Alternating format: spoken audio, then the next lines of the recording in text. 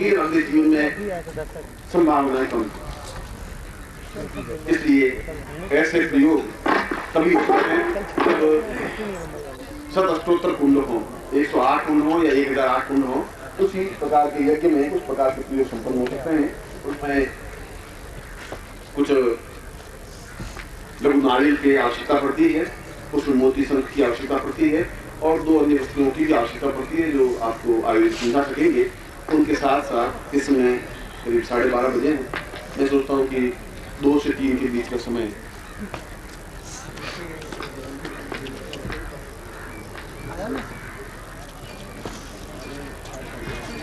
वो 2 और 3 के बीच में आप आहुति प्रदान करेंगे। यदि कोई आयोजक में आएंगे तो वहाँ प्रवचन सुनेंगे।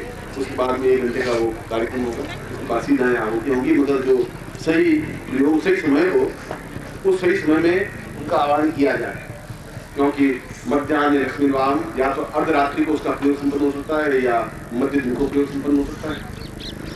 इसलिए हम सही समय पर उनका आह्वान कर सकते हैं।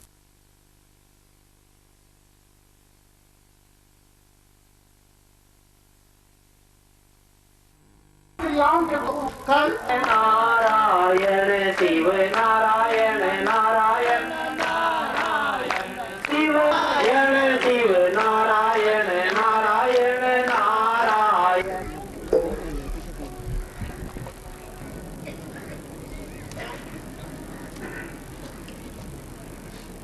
पूर्णो सतां वै राष्ट्रत्वमेव ज्ञानात् प्राणावहितं सदैव आत्मा स्वरूपमपरं महितां विहंसिं देव्यो परं पूर्णमदैव रूपम्।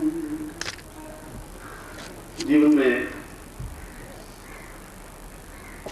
और जीवन की पूर्णता के लिए निरंतर प्रयास करते रहें। और इस श्लोक में इस बात को स्पष्ट किया है कि जीवन की पूर्णता समाज की पूर्णता कहलाती है और जीवन की पूर्णता ही राष्ट्र की पूर्णता कहलाती है। और जो राष्ट्र की पूर्णता होती है तो फिर राष्ट्र खंडित नहीं होता, फिर राष्ट्र में कुछ खंडन नहीं होता। मगर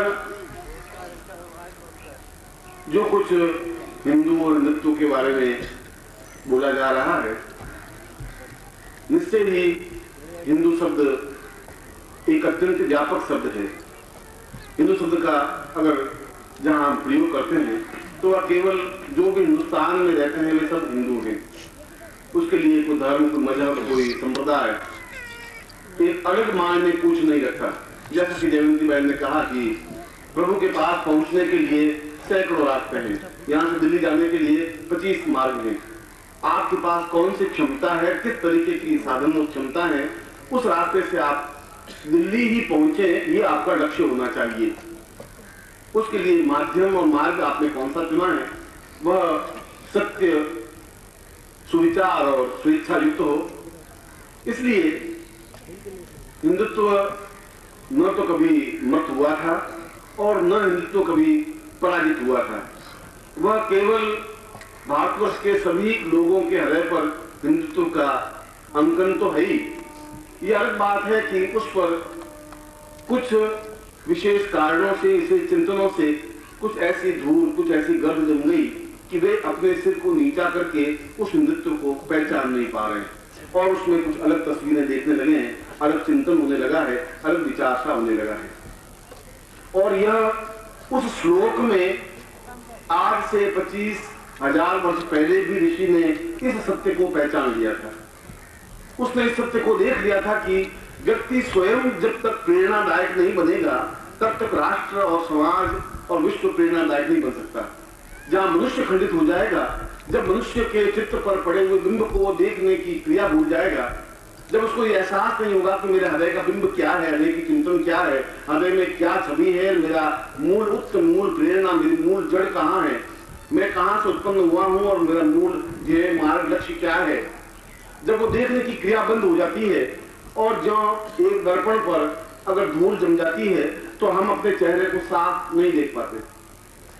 हम चाहे कितना ही प्रयत्न करें कि हमारा चेहरा किस प्रकार का है, हम उस दर्पण में अपनी स्वच्छ छवि नहीं देख पाते। और अस्वच्छ छवि कई प्रकार की कुतर्कों को, कई प्रकार की बुद्धि के विनाश को पैदा करती है। और यह जो कुछ अलग चिंतन, अलग ध्येय, अलग लक्ष्य, अलग विचार, अलग धारणाएं बनी, वह केवल अपने चित्त पर पड़ी हुई गर्द को नहीं हटाने की वजह से बनी। और उस श्लोक में इसी बात को स्पष्ट किया है कि यह सारा कार्य पूरे राष्ट्र को एक सूत्र में बांधने की जो क्रिया उन्होंने की। और यज्ञ में अगर आप देखें तो यज्ञ के बाद में जब हम पुष्पांजलि अर्पित करते हैं तो उस पुष्पांजलि में भी यही कहा जाता है कि पूर्व से ध्रुव पश्चिम और उत्तर से ध्रुव दक्षिण तक पूरा राष्ट्र एक है, एक चिंतन युक्त है। और वह एक चिंतन युक्त नहीं बन पाता, उसके पीछे व्यक्ति का एक खंडस अभिप्राय है। इसलिए यह व्यक्ति की पूर्णता जो मूल ध्येय है, मूल लक्ष्य है, क्योंकि समाज और राष्ट्र और देश और विश्व केवल उन व्यक्तियों के एक प्रयासों से, उन सम्मिलन प्रयासों से, उन व्यक्तियों के माध्यम से बनता है। और व्यक्ति स्वयं जब खंडित बन जाता है तब उस श्लोक में ऋषि ने अपनी वाणी के माध्यम से स्पष्ट किया कि वह कर्म क्षेत्र के माध्यम से जीवन की पूर्णता प्राप्त करे।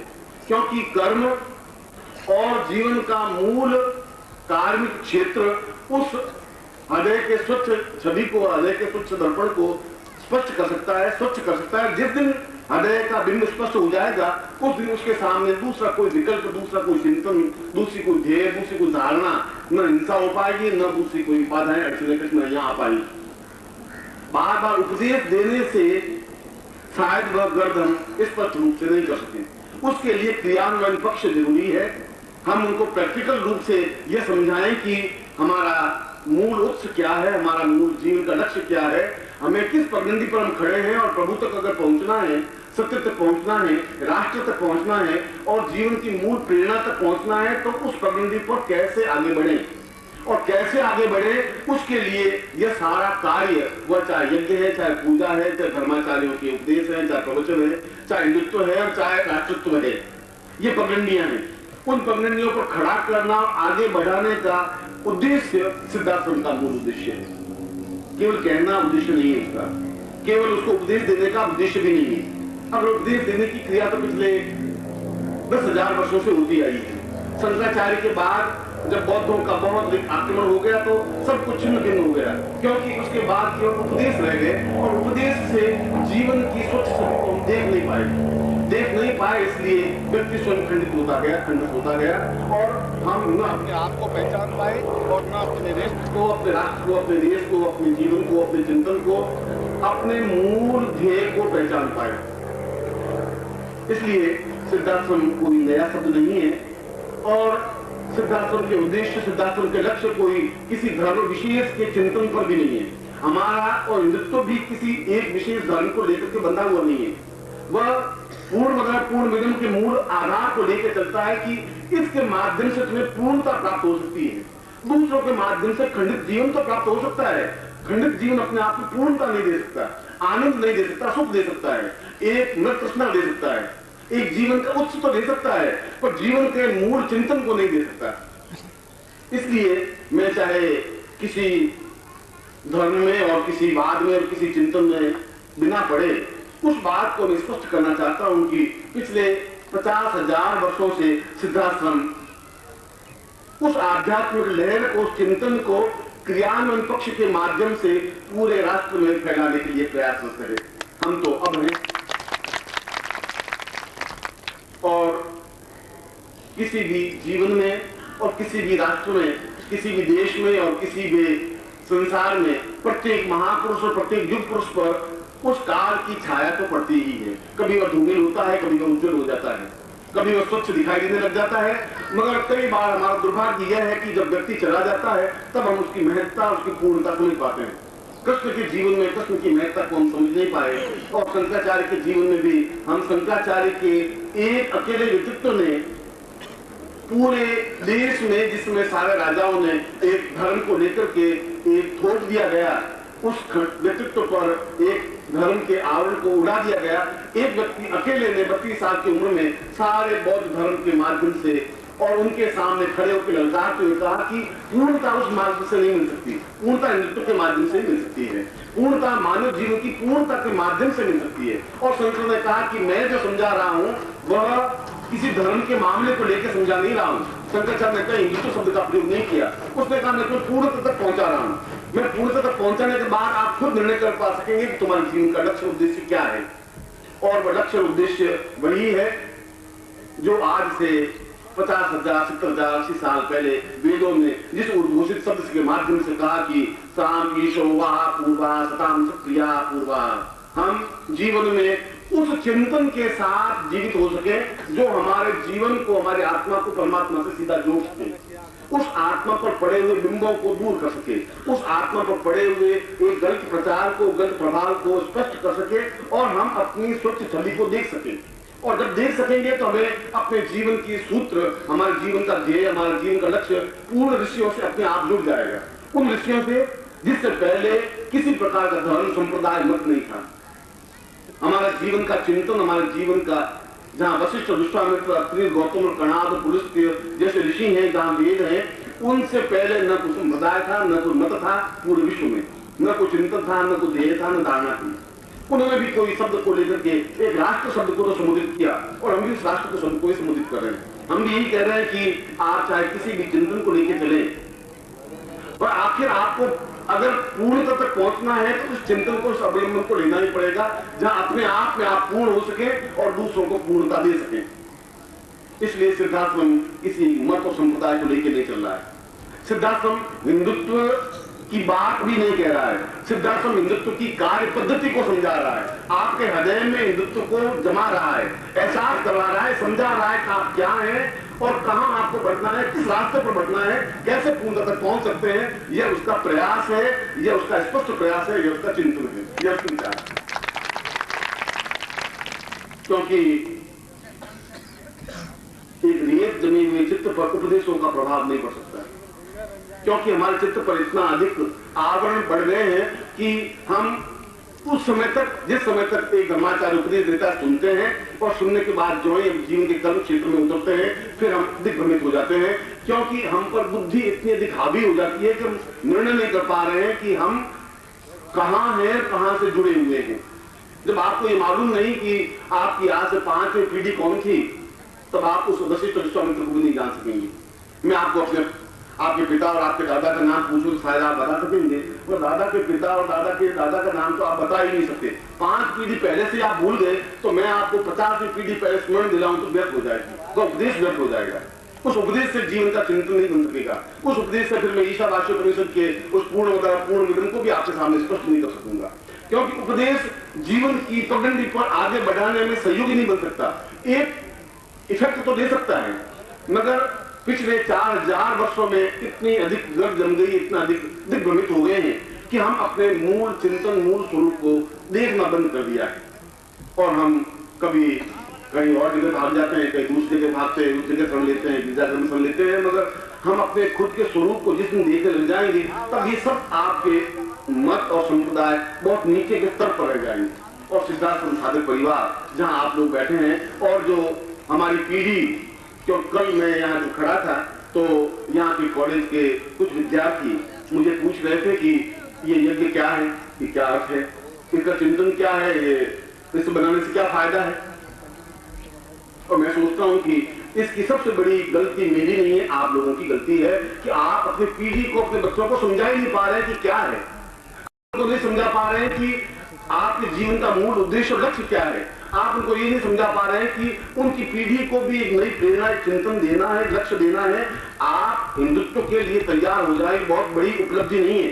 आप उनमें संस्कारित कर सकेंगे, ये बहुत बड़ी उपलब्धि है। लेकिन इस पीढ़ी के बाद फिर वही समस्या मेरे आपके सामने वापस आएगी कि हम फिर वापस उसी से शुरू करके यहाँ तक पहुंचे।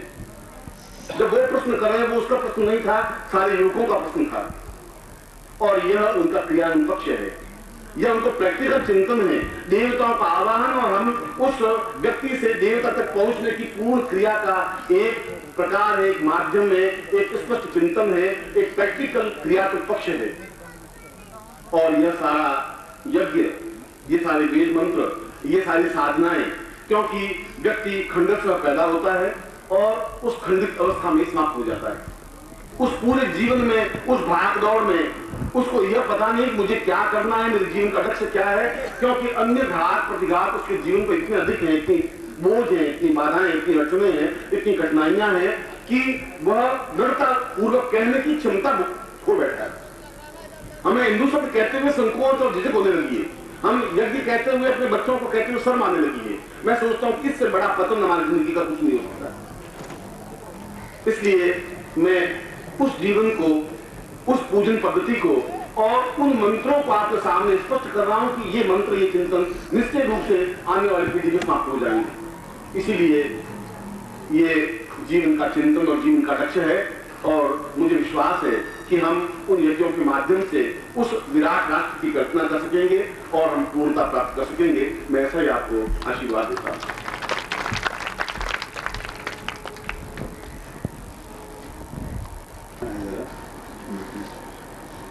जयवंती बहन को कुछ आंखें दिलवा करके फिर हम लोग भी यज्ञ में अपना कार्यक्रम शुरू करेंगे।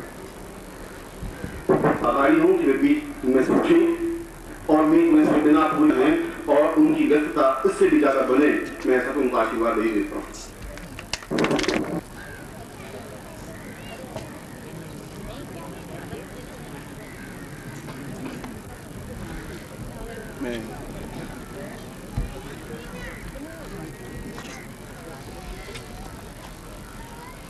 मैं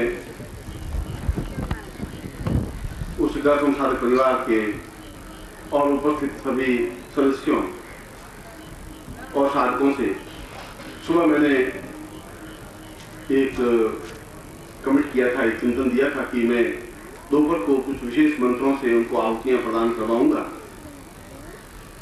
और मैं न अपने जीवन में राजनीति में व्यस्त रहा हूं और न मुझे राजनीति रास आई है जिंदगी में, मगर मैं स्पष्ट वक्ता तो जरूर रहा हूं और गुरु अगर स्पष्ट वक्ता नहीं होगा तो फिर गुरु खुद अधपतन की ओर अग्रसर हो जाएगा।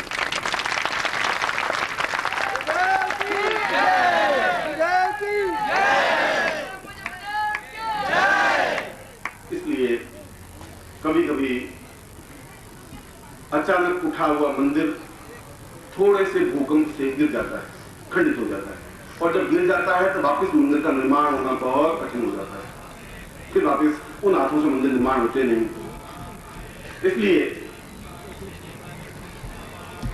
2-4 व्यक्तियों को आहुतियां दिलवा देना मेरी राय में बहुत ज्यादा अनुकूल नहीं होगा। हम सभी मिलकर के वहां आहुतियां देते और जो कुछ भी चिंतन उन्होंने हमारे सामने रखा, मेरा उनके प्रति किसी प्रकार का पूर्वाग्रह नहीं है। उन्होंने भी एक जीवन का ध्येय लक्ष्य लेकर चली और चले हैं। मैं सोचता हूं कि अग्निदेव उनकी आहुतियां ले ले पहले,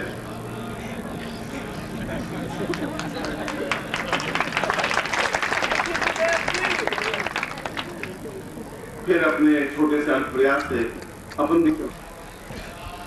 रुद्र का तात्पर्य जीवन के समस्त न्यूनताओं को समाप्त करने की क्रिया थी। मैं तो उन पंडितों के साथ जो पंडित इस यज्ञ कार्य का संचालन कर रहे हैं, मूल कार्य तो उनका ही है कि वे उन मंत्रों के माध्यम से आपको आहुतियां प्रदान कराएं, मगर मेरा मूल चिंतन और ध्येय न देश है, न देश के नायक हैं, न कोई दूसरा इष्ट है। मेरा इष्ट तो शिष्य है।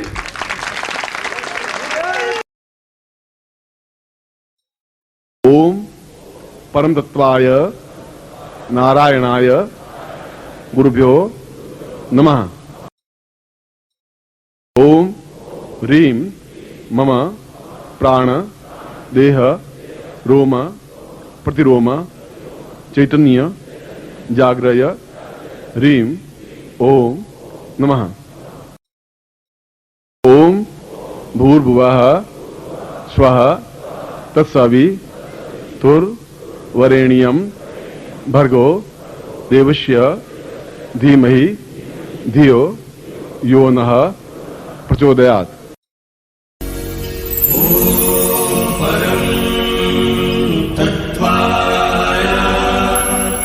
नारायणाय गुरुभ्यो